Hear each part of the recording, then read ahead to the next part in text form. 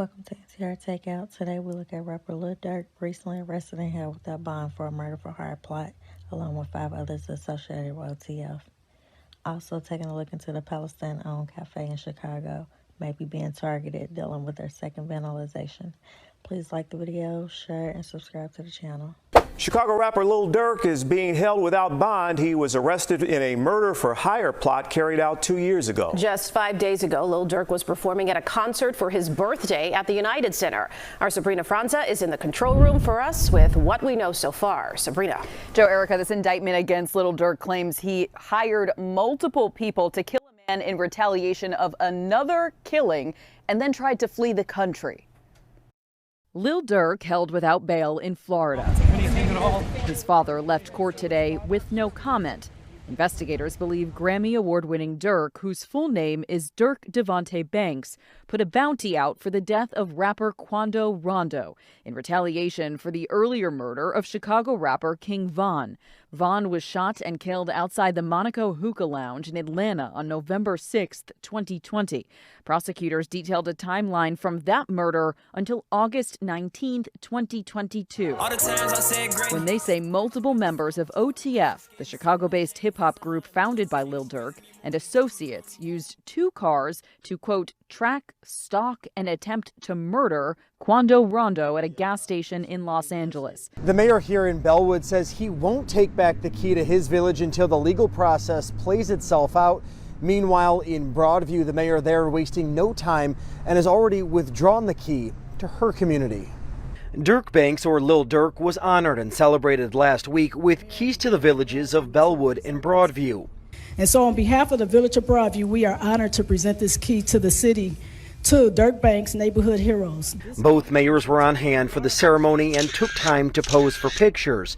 A partnership with the Rappers Foundation was announced in front of students from both communities. This is a momentous occasion to have Lil Durk with us. Bellwood's mayor says he was surprised to learn of Lil Durk's arrest, but is not ready to take away the key, saying we live in the United States of America where the accused is innocent until proven guilty.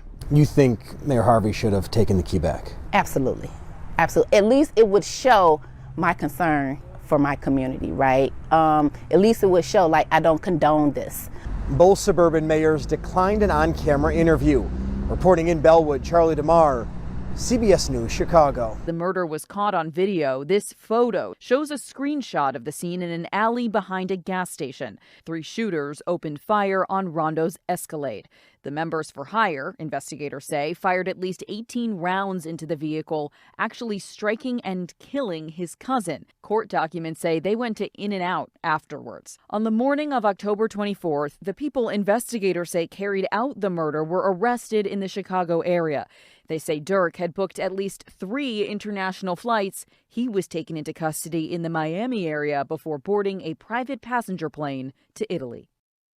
Now, Durk is officially charged with conspiracy to use interstate facilities to commit murder for hire, resulting in a death. His pre-detention hearing is scheduled for California. The time for that is still TBD. We'll keep you posted. For now, we're live in the control room. Sabrina Franza, CBS News, Chicago. Mayor here in Bellwood says he won't take back the key to his village until the legal process plays itself out. Meanwhile, in Broadview, the mayor there wasting no time and has already withdrawn the key to her community. It just doesn't send the best message to our residents, to our community. Angela Patterson is running for mayor in Broadview. Janelle Moreland is the current village clerk in Bellwood and a mayoral candidate. You know, so what about the people that have been active in our communities, that have done some great things in our communities? In more than a month, a vandal broke the windows of a Palestinian cafe. Surveillance video shows the vandal with a bat smashing 3 windows and a glass door at the Nabala cafe in Uptown. One of the windows displayed the Palestinian flag that had been moved after the same thing happened back in September. The owner believes they're being targeted because he's a Palestinian-owned business that has spoken out in support of Palestine amid the war in Gaza. They're targeting us because we're Palestinian and we're really upfront and open about Palestinian liberation. If a Palestinian flag and if speaking out against genocide makes people uncomfortable, then it's not my problem.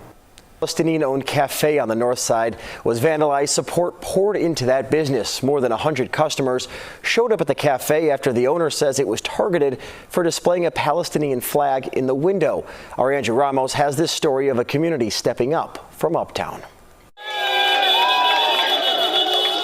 Instead of agonizing, this community is opting to mobilize. A stream of more than 100 patrons gathered outside of Nabala Cafe in Uptown this evening, where just a week earlier, a vandal shattered the business's glass window.